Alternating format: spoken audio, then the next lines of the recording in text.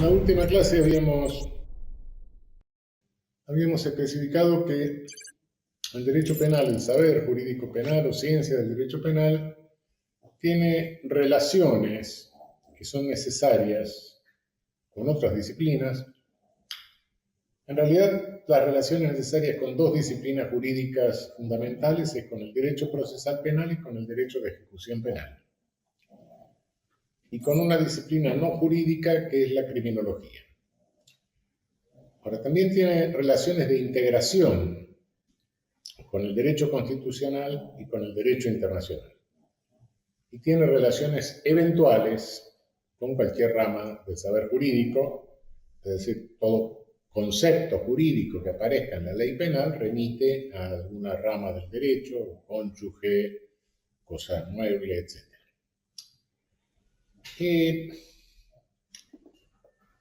La relación con el derecho procesal penal, es decir, con aquel que indica los pasos a seguir en el ejercicio del poder jurídico para terminar en la imposición de una pena,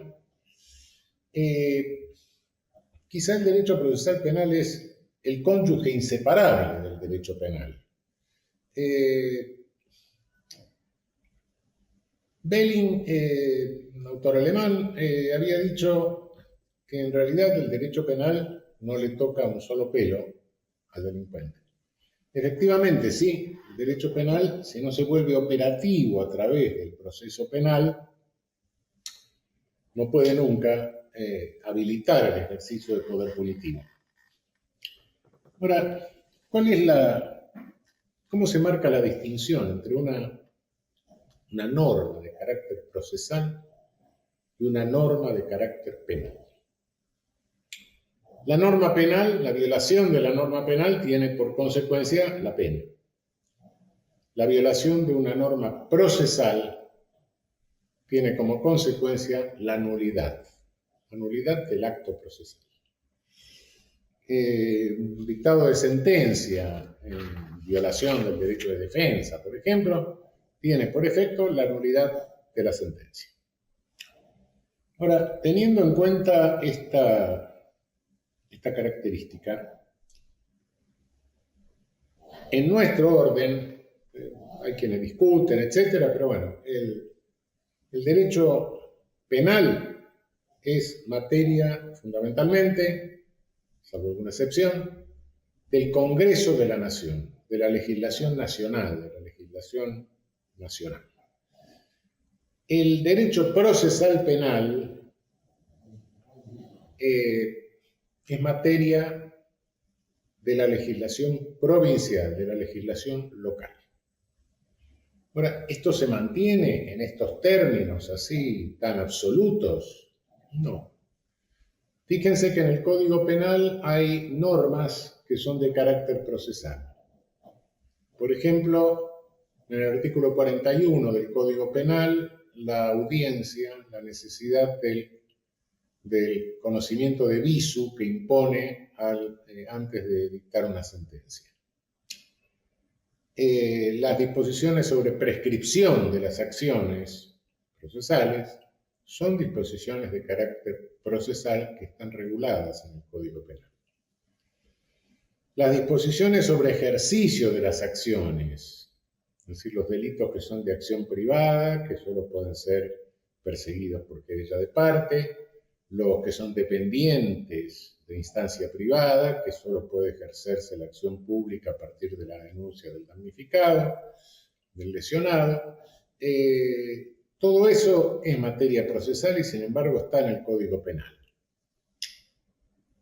Esto está violando la norma de que la legislación procesal es provincial, el criterio de que la legislación procesal es provincial, la penal es nacional. No porque creo que son, y después vamos a ver algunas otras consecuencias, creo que son disposiciones elementales para salvar algo que es el principio de igualdad que emana del artículo 16 de la Constitución.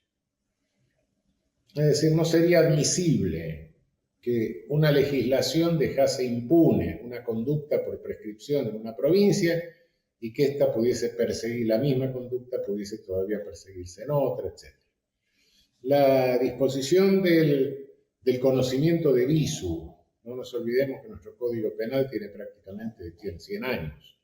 En el momento de la sanción del Código Penal, en 1921, la mayor parte de nuestras legislaciones, prácticamente toda nuestra legislación procesal, el Código Nacional, los códigos provinciales, etc., regulaban un derecho, un proceso penal escrito. Y en consecuencia, esta norma elemental de carácter procesal dice, bueno, cualquier forma que lo regule, pero en algún momento, el tribunal tiene que tener un conocimiento directo, un conocimiento de visu de la persona, de las circunstancias familiares, etc. Esto era la mínima igualdad que trataba de preservar frente a la disparidad de legislaciones laborales, procesales, la disposición del artículo 41 del Código Penal. Ahora bien, hay otra rama del derecho que también mantiene una relación necesaria con el derecho penal.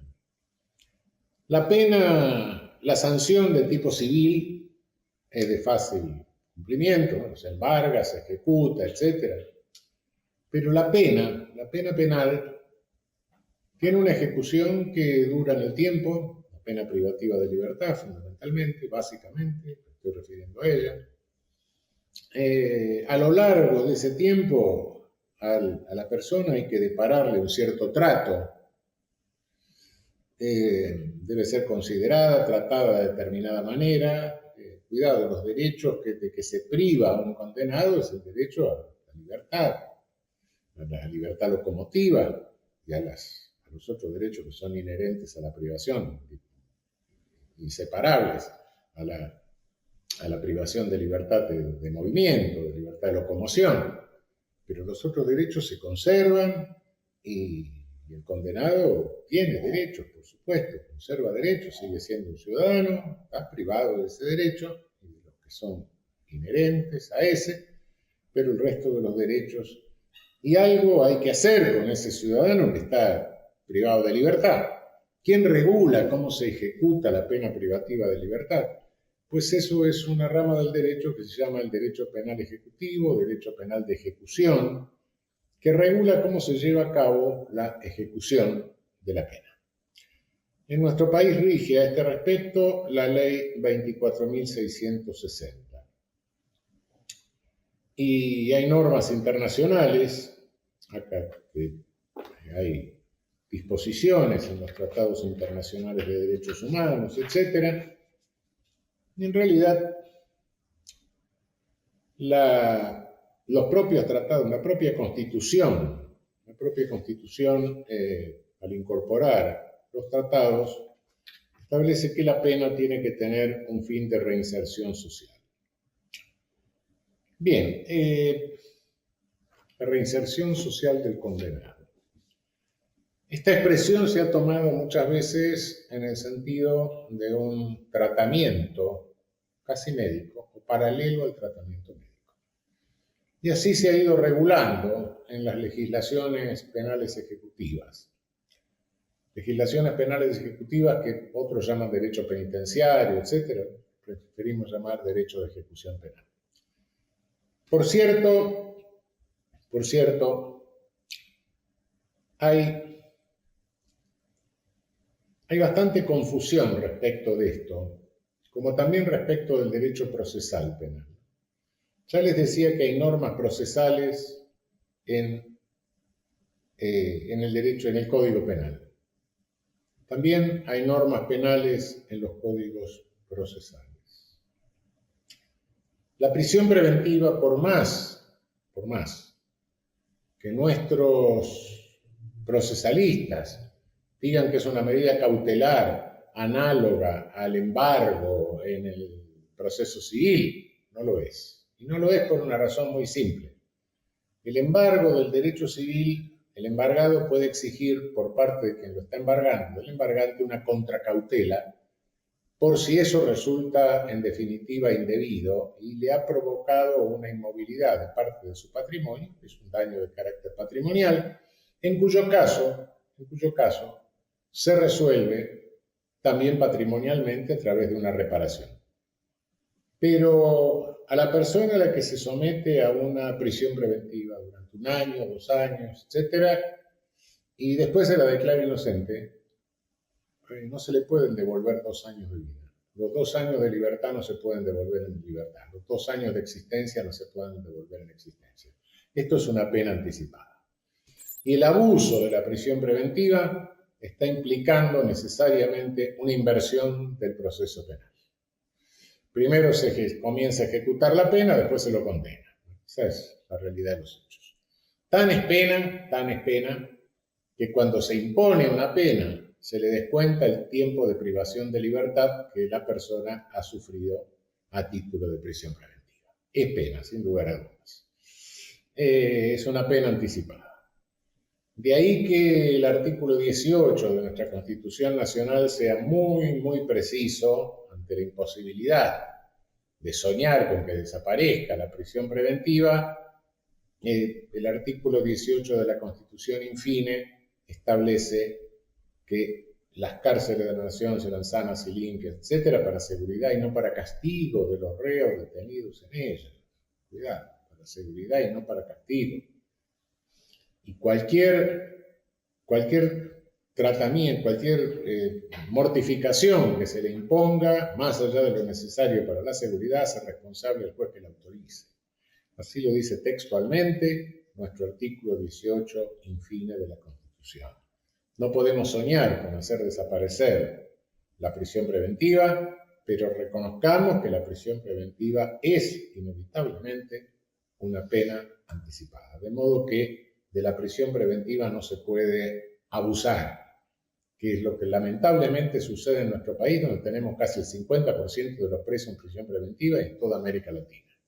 Y algunos países llega hasta el 80% de presos en prisión preventiva.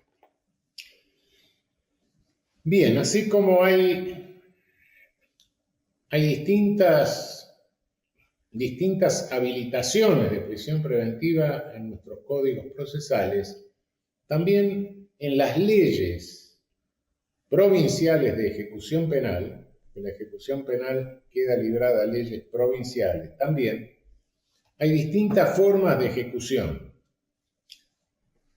Hay 2 penas que se ejecutan de modo diferente, son 2 penas diferentes, sin lugar a dudas. Una ley de ejecución penal que permita salidas transitorias con el cumplimiento de la mitad de la pena es más benigna que una ley que lo permite solamente con los 2/3 del cumplimiento de la pena. 2 leyes de ejecución penal diferentes en realidad dan lugar a penas diferentes. Por eso, así como les dije que el artículo 16 de la Constitución exige que se guarden mínimos requisitos de igualdad, también sucede lo mismo con las leyes de ejecución penal. El régimen progresivo de una ley puede ser más generoso que otra, etc. En este sentido, si bien por cierto nosotros en nuestro país no tenemos lo que tienen los alemanes, que son leyes marco. Es decir, los alemanes tienen algunas leyes que dicen, bueno, esta es la ley marco dentro de la cual cada ente federal, cada provincia, puede legislar como quiere, pero siempre respetando este marco. Nosotros no tenemos eso, pero creo que en función del artículo 16 de la Constitución, nuestra legislación nacional tiene que ser el marco para las legislaciones locales, para las legislaciones provinciales y de la Ciudad de Buenos Aires. Es decir, pueden ser más benignas estas legislaciones, pero no pueden ser más gravosas. Creo que la ley nacional tiene que operar como ley marco, como garantía mínima del artículo 16, del principio de igualdad del artículo 16 de la Constitución. Bien, de cualquier manera, la ejecución de la pena, si la pena tiene que tener por fin la reinserción social, y esto se lo toma como un tratamiento médico, históricamente, conforme a las cuestiones del positivismo, que después ustedes van a ver cuando lleguemos a las lecturas complementarias. Realmente esto es una misión imposible. La cárcel es una institución total, la prisión es una institución total.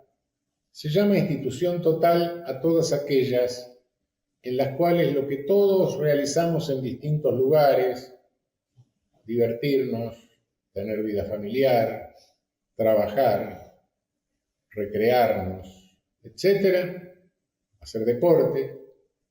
En la institución total tenemos que hacer todo eso adentro de la institución. Por eso se las llama instituciones totales en sociología. Y tales son las cárceles, no solo las cárceles, sino también los manicomios, cuarteles, etc. Toda institución en donde haya internados que tienen que realizar todas sus actividades dentro de la institución. En la institución carcelaria, y en muchas instituciones totales, también los manicomios en este caso, pero en la institución carcelaria realmente hay que mantener un orden dentro de una masa de personas que está dentro de una prisión, que está obligada a vivir juntos, a tener cierta disciplina. Ese orden exige que la gente se levante a determinada hora, se acueste a determinada hora, coma a determinada hora, trabaje a determinada hora, etc. Es decir, se reglamentan internamente estas actividades. Y se reglamentan en una forma que, en general, es inevitable que condicione una suerte de regresión. Muchas veces cuando uno visita una cárcel y empieza a hablar con los presos, tiene la sensación de estar en una especie de jardín de infantes de adultos. Es decir, todo lo que en la vida común, cotidiana, los que no estamos presos, podemos hacer, en la cárcel está reglamentado. De la misma forma que estaba reglamentada nuestra vida cuando éramos niños o cuando éramos adolescentes. La cárcel nos regresa a un periodo que el ser humano adulto ha superado. Ese es el problema. Hay reglas dentro de la sociedad carcelaria que uno se da cuenta y dice, bueno, trampitas, cosas. Y dice, bueno, pero esto es juego de niños. Sí, en realidad es una regresión a una etapa infantil o adolescente de la vida. Mal se le puede enseñar a alguien a vivir libre cuando se lo regresa a una etapa infantil o adolescente. Es una inevitable consecuencia regresiva de la institución total. Entonces, ¿es posible exigir en términos de tratamiento esta función de reinserción social? No, es una misión imposible. Entonces, ¿qué se debe hacer? Porque hay una masa de personas que están presas. Bueno, sí, se puede interpretar la expresión inserción social en otro sentido. Si tenemos en cuenta que la mayoría de los presos, saquemos un 20% de delitos con alta agresividad, homicidio, violación, etc., 20%, muchos de los cuales están más cerca de la institución total manicomial que de la cárcel. El 80% de nuestras poblaciones penales en América Latina lo están en función de delitos contra la propiedad, muchas veces no violentos, o de pequeño comercio de estupefacientes al minorista.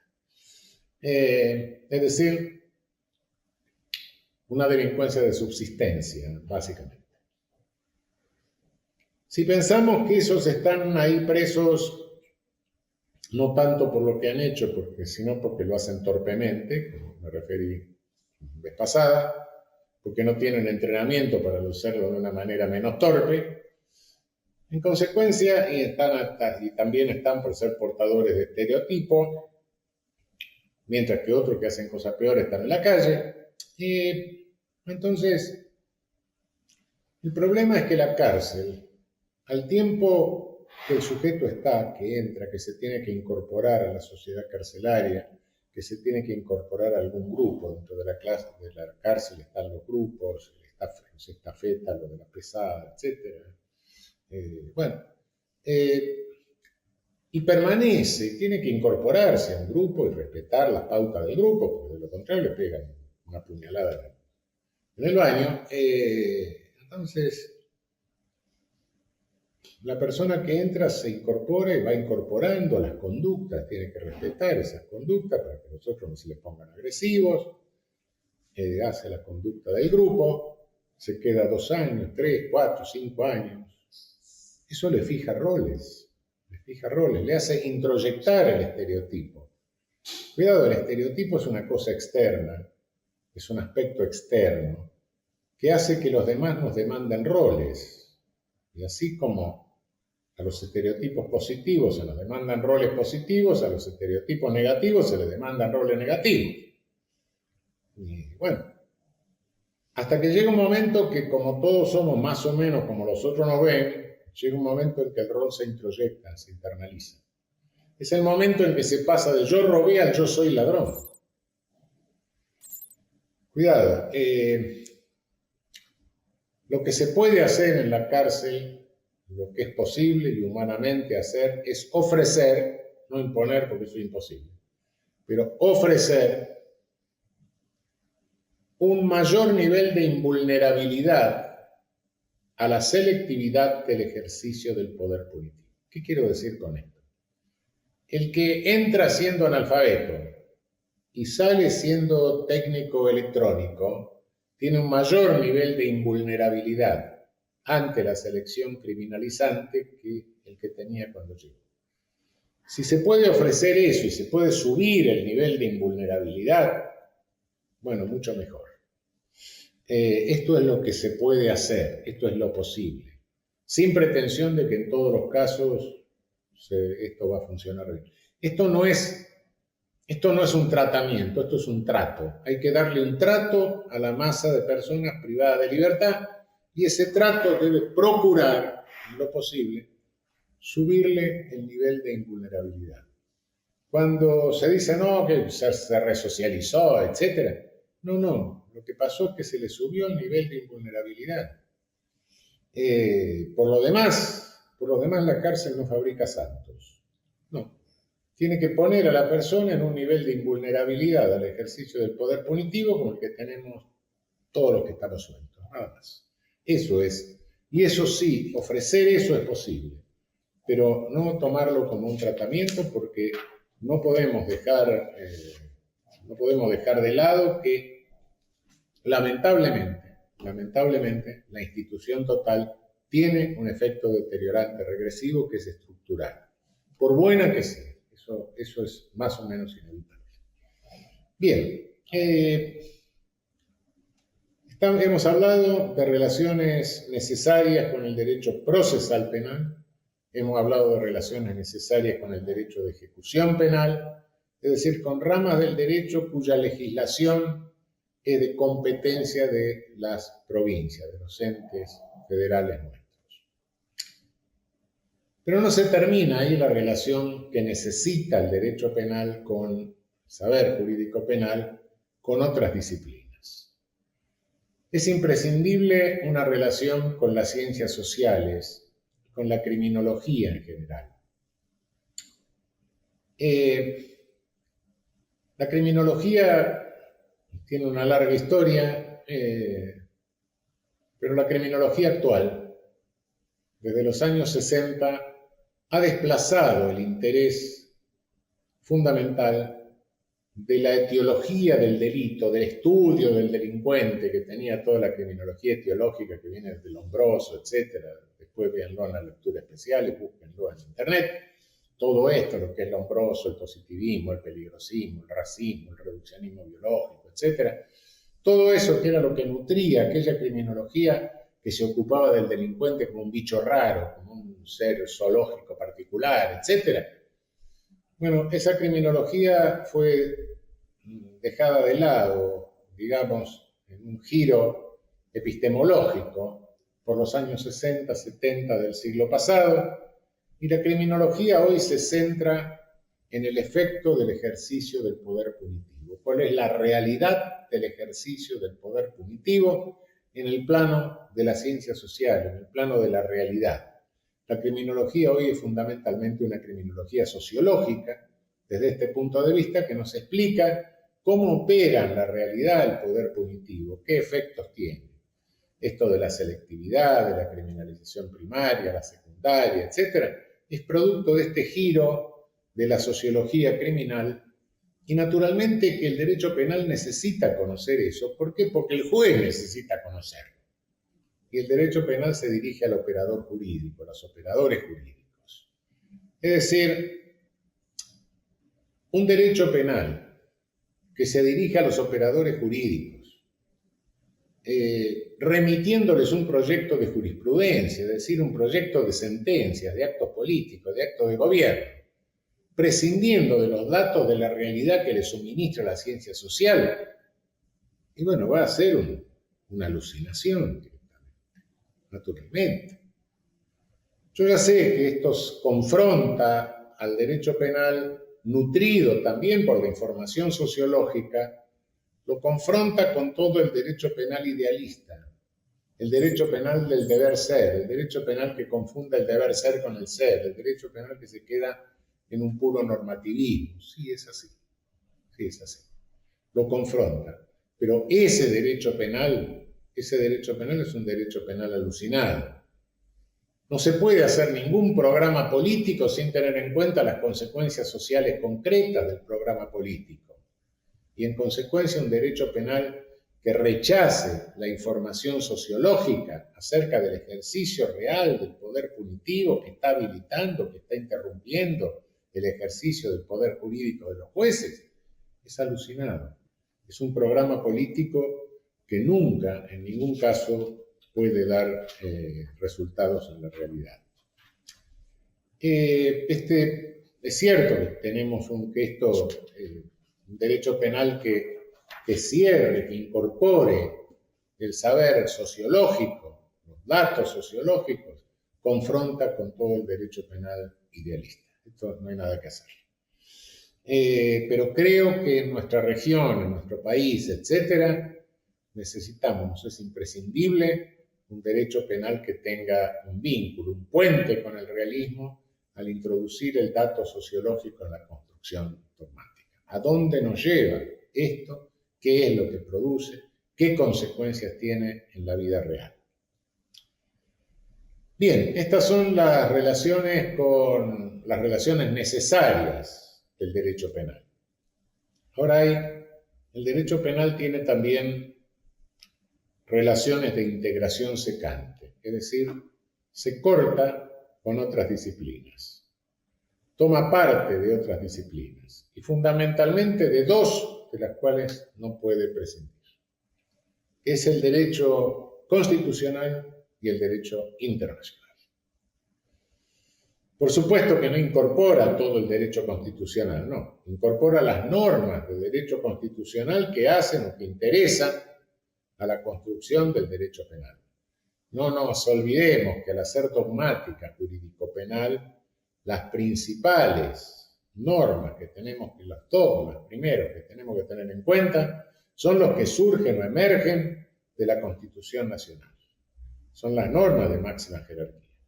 Si no tenemos en cuenta eso, estamos haciendo un derecho penal totalmente rengo. De modo que hay una parte del derecho constitucional que es compartida por el derecho penal. Esta incorporación, esta relación secante es absolutamente inevitable. Es inevitable porque, conforme al artículo 31 de la Constitución Nacional, es la relación que mantiene la legislación penal infraconstitucional con la constitucional, que es ley suprema de la nación.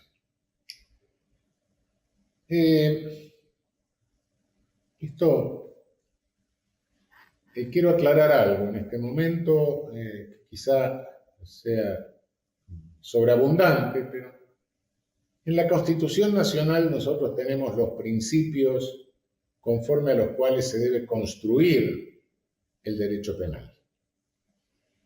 Emergen de la Constitución Nacional esos principios, nos vamos a ocupar de ellos de alguna manera, pero estos principios no siempre estuvieron en el derecho, ni siempre formaron parte de la construcción jurídico-penal. ¿Por qué? Porque había épocas, no en nuestro país, por supuesto, pero me estoy refiriendo a Europa, en que las constituciones eran muy raquíticas. Entonces, los autores, me refiero a Feuerbach, me refiero a Carrara, tenían que apelar a normas supralegales, derecho natural, digamos, de alguna manera, por decirlo muy gráficamente. ¿Por qué? Porque le faltaban las normas legales, le faltaban los principios consagrados en leyes de superior jerarquía.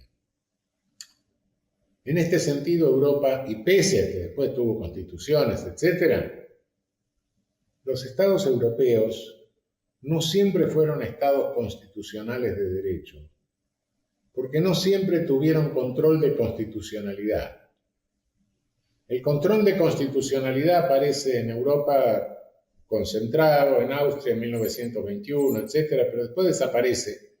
Y el control de constitucionalidad en Europa se instala a partir de la última posguerra, después de 1945. Nosotros, por el contrario, por lo menos teóricamente, como todos nuestros estados cuando se independizaron nuestras naciones, se inspiraron en la Constitución de Estados Unidos, no por servilismo, sino porque era el único modelo republicano que había en vigencia, todos nuestros estados tuvieron control de constitucionalidad. Bueno, malo, análogo al de Estados Unidos, bueno, lo copiamos, lo arruinamos, etcétera, cada uno a su modo, pero de alguna manera todos fuimos, por lo menos en el plano teórico, estados constitucionales de derecho. El grave inconveniente es que cuando fuimos a buscar doctrina jurídico-penal, como cuando fuimos a buscar doctrina en general, salvo en el derecho constitucional, trajimos la doctrina europea, que era doctrina de estados legales de derecho. Y entonces hemos habituado a nuestros teóricos, a nuestros doctrinarios y a nuestros jueces a sobreestimar la ley infraconstitucional y a subestimar la ley constitucional. Cuidado que tenemos que invertir la cosa. La ley constitucional es la de mayor importancia y la de abajo tiene que adaptarse e interpretarse siempre conforme a los principios que se derivan de aquella. No nos olvidemos de esto porque de lo contrario estamos convirtiendo a nuestros estados en estados legales de derecho cuando somos o debimos ser siempre estados constitucionales de derecho. En cuanto al contenido de nuestra Constitución y al plexo de derechos y principios que consagra la Constitución, a partir de 1994, la única flexibilidad que tiene nuestra Constitución es la posibilidad de incorporar tratados internacionales de derechos humanos con jerarquía de normas constitucionales por mayoría calificada de las dos cámaras. Y yo les rogaría que tomen cualquier ejemplar de la Constitución con los tratados que están incorporados, porque son parte de nuestra legislación constitucional, son parte de nuestra ley suprema. Hay una regla básica de nuestro derecho penal que emerge de la Constitución y de todos esos tratados. Conforme a esta regla básica, no se puede penar otra cosa que no sea una conducta humana. Nuestro derecho penal es derecho penal de acto, no es derecho penal de autor. Se pena lo que se hace, no lo que se es. Cuidado con esto. No estamos juzgando a ninguna persona por lo que sea, sino por lo que hace, por sus actos, por su conducta. Ojo aquí. Esto es básico. Esta es la regla básica de todo nuestro derecho penal de acto. Y se impone en función de la Constitución y en función de todos los tratados internacionales que nos prohíben jerarquizar seres humanos. Todo ser humano es persona. No hay seres humanos superiores, inferiores, medio humanos, subhumanos. Todos los seres humanos son personas. Es decir, son titulares de derechos y de obligaciones. Tienen reconocimiento jurídico. Esta es la regla básica. Pero también de la Constitución y de los tratados se derivan principios que deben ser más o menos respetados en la construcción de la teoría del derecho penal, de la doctrina penal, de la dogmática penal. Se lo puede clasificar de muchas maneras. En realidad opto por explicar que algunos se derivan del principio general de legalidad, otros del respeto elemental a los derechos humanos, otros del principio republicano de gobierno. En realidad la clasificación es un poco arbitraria. En realidad cualquiera de estos se nutre de los tres, pero es una clasificación al mero efecto expositivo nada más. Es decir, entonces tenemos una regla básica: solo se penan conductas, no se pena lo que el sujeto es y no lo que la persona hizo. Y después principios derivados del mandato de legalidad, del mandato de elemental respeto a los derechos humanos y del mandato republicano. Vamos a ir viendo estos principios. Estos principios no se respetan en forma absoluta. Hay estándares de realización de estos principios. Cada uno de ellos vamos a ver hasta qué punto está realizado. Y siempre hay ese juego que hablamos la vez pasada de pulsión y contrapulsión. No hay nada que hacer. Está la pulsión por el Estado de Derecho, está la contrapulsión que nos tira hacia el lado de la arbitrariedad, que nos tira hacia el lado del Estado de policía. Vamos a empezar con los principios derivados del mandato de legalidad. El principio de legalidad formal. La ley penal tiene que emerger del poder legislativo conforme a la Constitución, es decir, del Congreso de la Nación. Esto parece ser elemental, pero se plantean algunos problemas y fundamentalmente con la ley penal en blanco. ¿Qué es la ley penal en blanco? Es la ley penal que remite a otra norma. Es decir, establece la pena, será penado el que viole las disposiciones de tal cosa. Ley penal en blanco.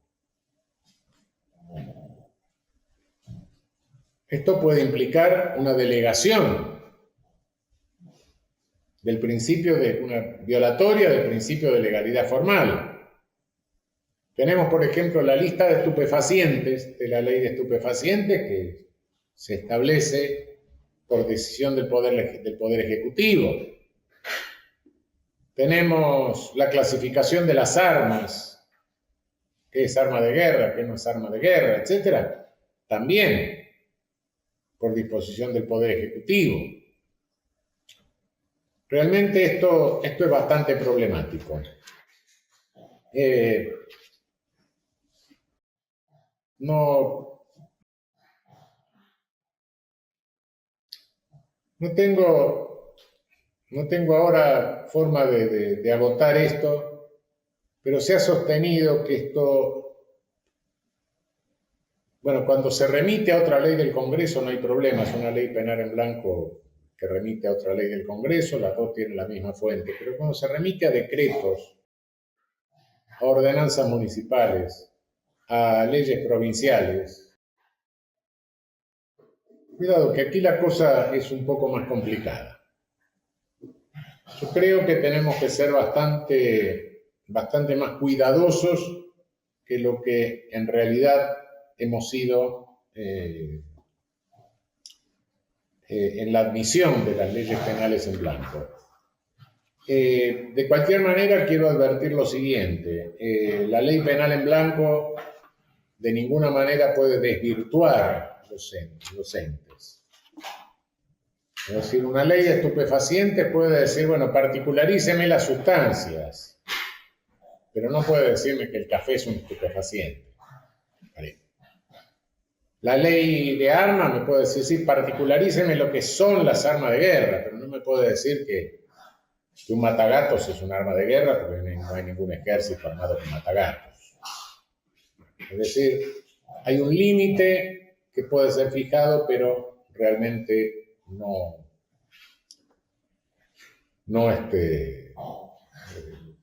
se puede quebrar ese límite, no se puede quebrar lo óntico. La ley que completa la ley penal en blanco, la norma que completa la ley penal en blanco no puede estar quebrando la relación óntica con el objeto. En segundo término, la legalidad exige la prohibición de retroactividad de las leyes más gravosas. Así como una ley que pena lo que antes no estaba penado, crea un tipo penal que prohíbe y combina con pena algo que no estaba penado, no se puede aplicar retroactivamente. Tampoco una ley que agrava las consecuencias de una conducta típica, de un delito, no se puede tampoco aplicar retroactivamente. Quede esto claro. La única ley retroactiva necesariamente es la ley más benigna, pero nunca la ley más gravosa. ¿Cómo se establece si una ley es más gravosa o más benigna? Bueno, colocando al sujeto en la hipótesis de una ley y en la hipótesis de otra ley. Cuidado, lo que no se puede hacer es mezclar las dos leyes. Salvo en materia de cómputo de prisión preventiva, esto no se puede hacer porque se crea una ley que nunca existió. Quiero aclarar que alguna vez nuestra Corte Suprema o algunos jueces de nuestra Corte Suprema, no hace mucho, han incurrido en un error de aplicación retroactiva de una ley más gravosa sobre pretexto de que era una ley interpretativa.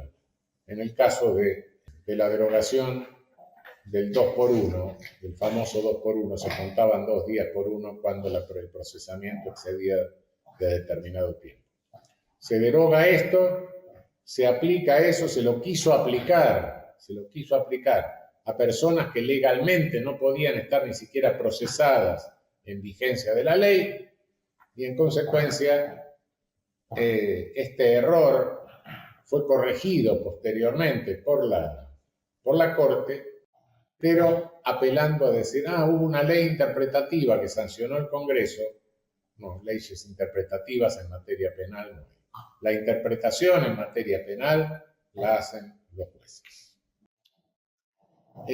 La pretendida ley interpretativa no deja de ser una ley penal más gravosa. Está prohibida en nuestra legislación la integración analógica de la ley penal. El principio de estricta legalidad impide la integración analógica de ley penal. Esto significa que está prohibido hacer una interpretación analógica. No, interpretación analógica es una cosa, integración analógica es otra cosa distinta. Se planteó hace mucho tiempo una discusión sobre el concepto en otra sanción del código, en otra versión del código, después se corrigió, se refería al hurto de ganado. Y se decía, bueno, ¿ganado qué? Está indicando varias cabezas o está indicando una categoría en cuyo caso basta con que se lleve una vaca. Naturalmente que esta interpretación de la categoría era más extensa que la interpretación de que se necesitaba que fueran varios animales. Bien, pero de cualquier manera esta discusión es una discusión que se plantea dentro de la resistencia semántica de la ley, dentro de lo que significa gramaticalmente el análisis exegético de la ley. Distinto sería si alguien pretendiese que en el concepto de ganado también se incluyeran los perros. Los perros no son ganado. Bueno, eso es integración analógica. La integración analógica es cuando por analogía se quiere incorporar lo que la letra de la ley no admite. Y eso está absolutamente prohibido en nuestra legislación. Hay una realidad, el principio de El principio de legalidad estricta nos muestra que el delito no es cualquier conducta antijurídica, que hay muchas. Bueno, no pagar los impuestos, no pagarle a mis acreedores, no pagarle el alquiler, etc. Son conductas antijurídicas. Pero lo típico, lo delictivo, dentro de todo lo antijurídico, son recortes excepcionales. En consecuencia, eso tiene que ser interpretado restrictivamente, siempre, salvo que nos lleve al absurdo.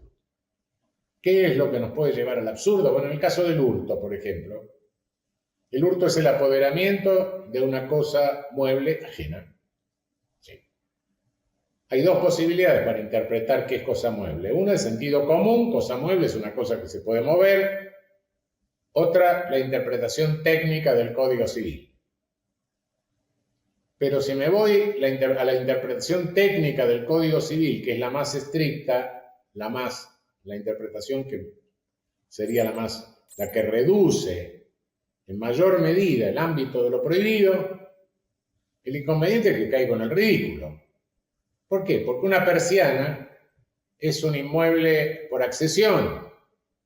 Un ladrillo es un inmueble por accesión. Yo descuelgo la persiana de mi vecino, me la llevo y no sería hurto porque es un inmueble, según el Código Civil. O me voy llevando los ladrillos de la pared del vecino, tampoco. Bueno, naturalmente estas son las excepciones. Fuera de la excepción del ridículo, del absurdo, fuera de esa excepción, la ley penal tiene que interpretarse siempre restrictivamente, taxativamente.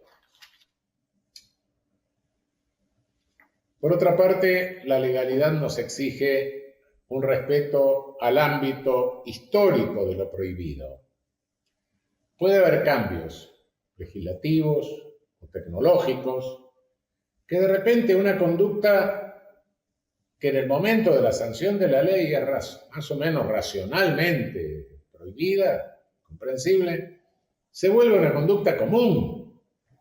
Y entonces el ejercicio del poder punitivo alcanza una amplitud que nunca había tenido.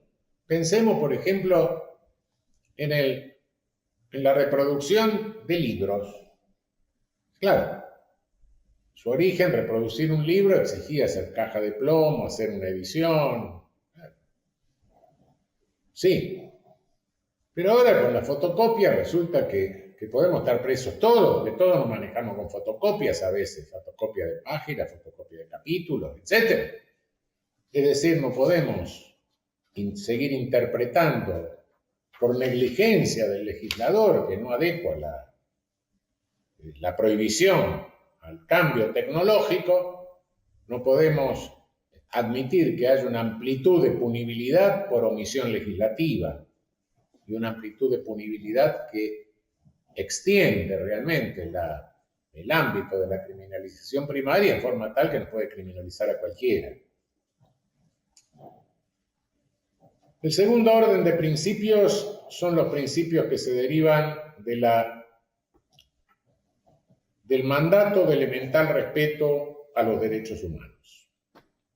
Pero bueno, vamos a dejar estos principios como los que se derivan del principio republicano para la próxima, porque se los quiero explicar un poco más ampliamente.